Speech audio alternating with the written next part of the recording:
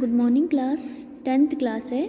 आज हम आपको काव्य सौंदर्य के तत्व में सबसे पहले रस पढ़ाएंगे।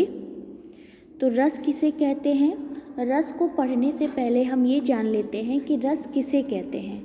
तो रस का शाब्दिक अर्थ होता है आनंद। जिस काव्य को पढ़ने या सुनने से आनंद की अनुभूति होती है उसे हम रस कहते हैं।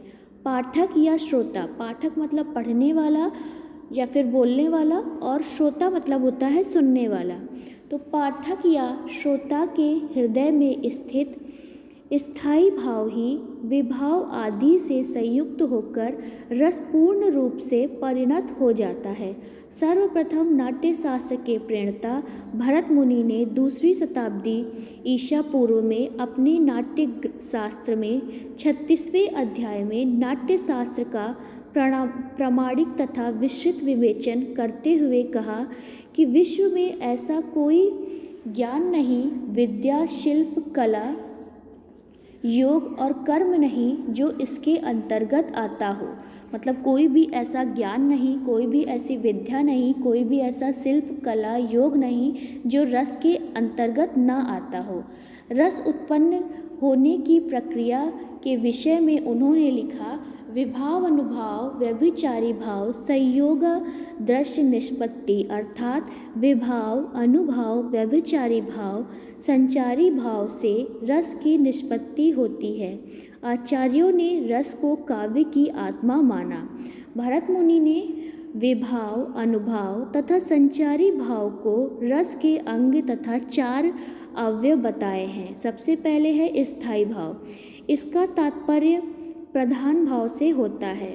रस रूप में पृष्ठ या परिणत होने वाले तथा संपूर्ण प्रसंग में व्याप्त होने वाले भाव स्थायी भाव कहलाते हैं। यही भाव रस तत्व को प्राप्त करते हैं। प्राचीन भारतीय आचार्यों ने स्थायी भावों 9 माने हैं। उन्हीं के आधार पर 9 रस भी माने जाते हैं। तो प्राचीन आचार्यों ने जो रस की संख्या है वह 9 बताई है, जिसमें है श्रृंगार रस, हास्य रस, करुण रस, वीर रस, रौद्र रस, भयानक रस, विभत्स रस, अद्भुत रस, शांत रस। श्रृंगार रस का स्थायी भाव रति है। यहाँ पर ये दिया गया है, आप इसको देख लीजिएगा।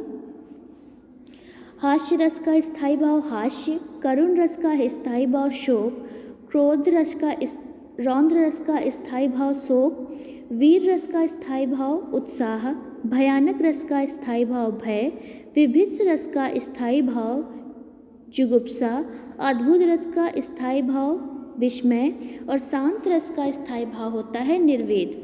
इसके अलावा कुछ विद्वानों ने 2 रस और भी बताए हैं, जिसमें कि वात्सल्य और भक्ति रस है।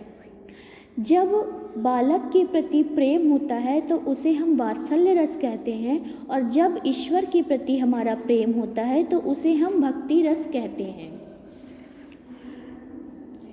रसों की मूल संख्या 9 ही है, क्योंकि स्थायी भाव की संख्या 9 ही मानी गई है। तो यहाँ पर बोला जा रहा है कि रसों की जो मूल संख्या है वह 9 है, क्योंकि स्थायी भावों की संख्या भी 9 है। इसके अलावा कुछ विद्वानों ने 2 रस और बताए, जिसे कि भक्ति और वात्सल्य का नाम दिया गया। अब है विभाव। विभाव क्या होता है? जो व्यक्ति, वस्तु, परिस्थिति या स्थायी भावों को जो कि सामान्य सुषुप्त अवस्था में रहते हो, जागृत या उदितपन करते हो, उन्हें हम विभाव कहते हैं। जो व्यक्ति मतलब व्यक्ति, वस्तु, परिस्थिति आदि भावों को जो हम प्रकट करते हैं उसे हम विभाव कहते हैं। विभाव भी 2 प्रकार के होते हैं, अलम्बन विभाव और दूसरा है उद्दीप्त विभाव। इसके बाद आता है अनुभाव। अनुभाव किसे कहते हैं? व्यक्ति के मन में स्थायी भाव के जागृत होने पर कुछ शारीरिक चेष्टाएं होना स्वाभाविक रूप से उत्पन्न हो जाती है। तो मनुष्य में कुछ जब स्थायी भाव होते हैं, जब हम कुछ अनुभव करते हैं तो हमारी जो शारीरिक चेष्टाएं होती है वह स्वाभाविक ही होने लगती हैं, उसे हम अनुभव कहते हैं। जैसे सिंह को देखकर यदि कोई व्यक्ति चिल्लाने लगे या भागने लगे, उसकी यह चेष्टा होना अनुभाव कहलाती है, क्योंकि यह स्वाभाविक है कि अगर कोई भी व्यक्ति शेर को देख लेगा तो उसके अंदर जो है वो एक चेष्टा उत्पन्न हो जाती है, लोग उसको देख के चिल्लाने लगते हैं, शेर को देख के भागने लगते हैं, तो यह होना स्वाभाविक है, तो इसे हम अनुभाव कहते हैं। अनुभाव के भी 4 भेद होते हैं, जिसमें है पहला कायिक, दूसरा है मानसिक, तीसरा है आहार्य और चौथा है सात्विक। इसके बाद आता है संचारी भाव।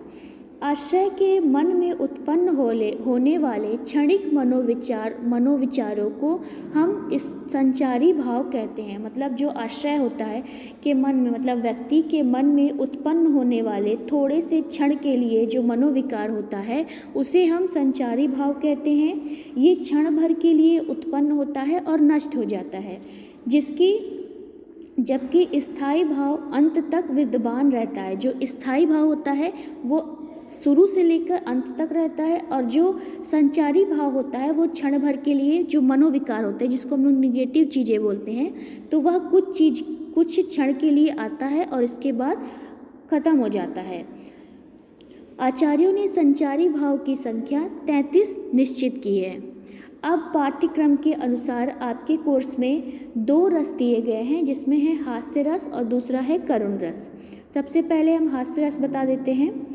किसी का विकृत आकार, वेशभूषा तथा चेष्टाओं को देखकर हास्य नामक स्थायी भाव हास्य रस की उत्पत्ति करता है। मतलब किसी व्यक्ति के रूप, रंग, वेशभूषा तथा उसकी जो शारीरिक चेष्टाएं होती हैं उसको देखकर अगर हमारे हृदय में हास्य नामक स्थायी भाव आए तो उसे हम हास्य रस कहते हैं। हंसी हंसी उदाहरण है इसका। हंसी हंसी भाजे देखी दुल्हा दिगंबर को, पहुनी जे आवे हिमाचल के उत्साह में, कहे पद्माकर सुकाहू सो कहे को कहा, जोई जहाँ देखे सो हसोई तहा राह में। तो यहाँ पर शंकर जी आलम्बन हैं, जिनकी वेशभूषा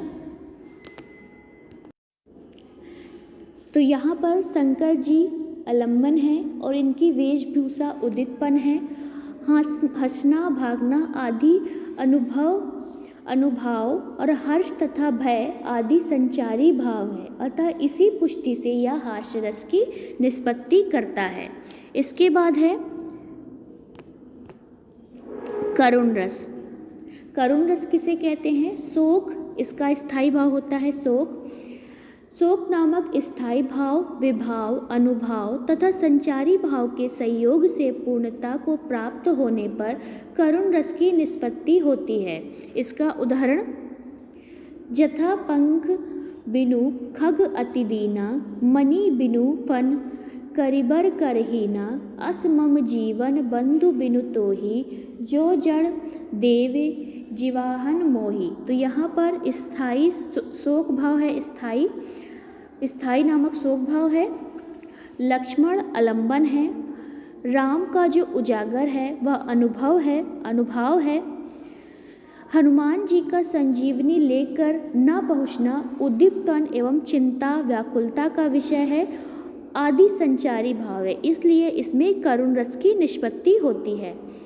तो बच्चों, ये हो गया रस की परिभाषा, और आपके कोर्स में हास्य तथा करुण रस आएंगे जो है आपके कोर्स में, तो हमने ये बता दिया है। नेक्स्ट वीडियो में, अगली वीडियो में हम आपको अलंकार पढ़ा देंगे। तो आज के लिए बस इतना ही। Thank you.